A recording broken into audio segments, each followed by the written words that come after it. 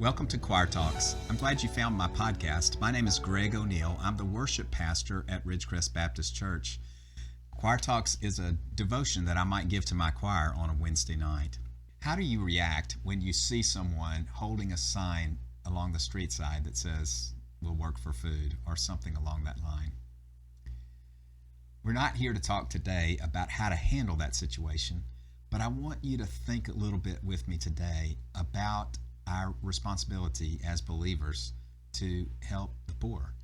Specifically, I want to talk from the book of Proverbs that I've been reading, and I see a definite theme in the book of Proverbs about the powerless, those who are marginalized in society, who struggle because of poverty particularly. Here's an example of a verse from Proverbs. This is 29:7, and it says, "The righteous care about justice for the poor, but the wicked have no such concern." Here's an obvious dividing line between the one who walks through life with godly wisdom, as the book of Proverbs talks about, and one who doesn't. And that dividing line is about the concern that you have for the poor. This is an important first step for a believer in his relationship with the powerless and how to deal with that issue in our life. Another translation of this verse says that the righteous consider the cause of the poor.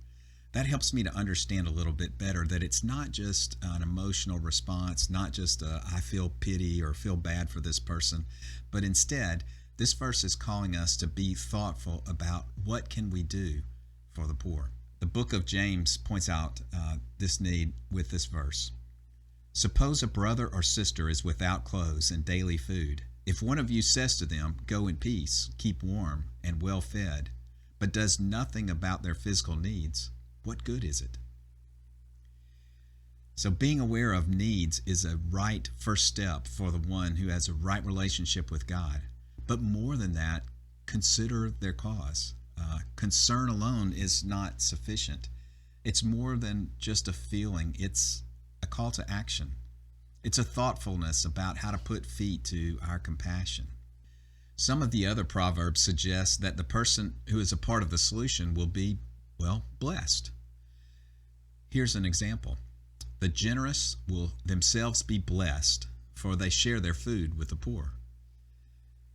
And again, in Proverbs 28, there's a verse that echoes that and adds a warning for those who choose not to help. It says, "Those who give to the poor will lack nothing, but those who close their eyes to them will receive many curses."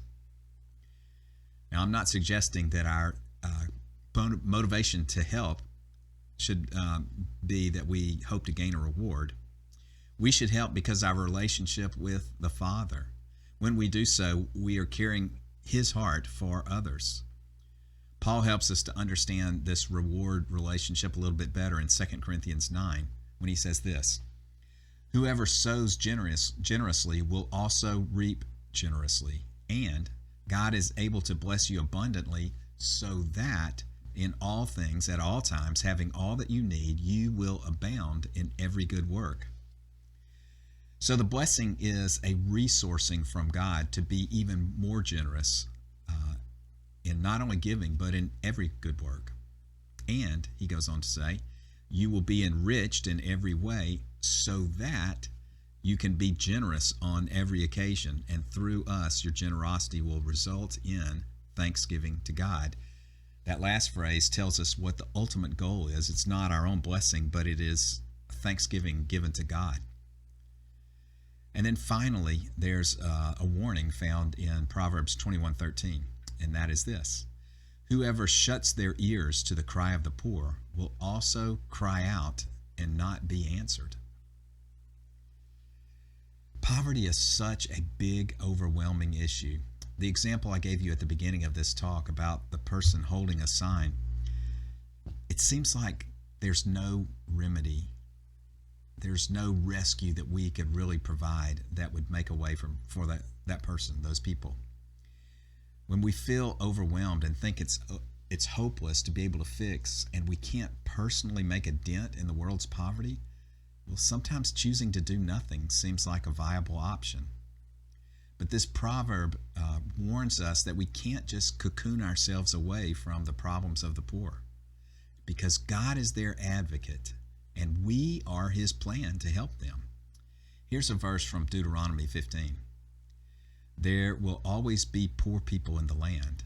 Therefore, I command you to be open-handed toward your fellow Israelites who are poor and needy in your land. So if you're tempted to stop at the beginning of that verse where it says there will always be poor, because you feel like there's nothing that will change, read the rest of the verse, because being open-handed is a command from God. Back to the warning verse from Proverbs, it says, to remind you, whoever shuts their ears to the cry of the poor will also cry out and not be answered. One thing that strikes me about this verse is that it implies that the attitude of the one who shuts their ears is that they themselves, because they are rich in comparison to the poor, that they themselves will be fine. And they will also not have times in their lives when they have to cry out. But you know as well as I do, all of us face life's difficulties. All of us find ourselves in crisis moments, and we all have to cry out. When our resources, whether few or many, make us feel like we are protected from God's hardships, we're being too arrogant. God alone is our only hope. I can't tell you what to do when you pass somebody on the side of the street, but I can tell you that there is poverty and that God intends you to be open-handed. So I ask you to do this. Pray this week and ask God to let you be a part of helping the poor or the powerless in your community or around the world. Have a great day.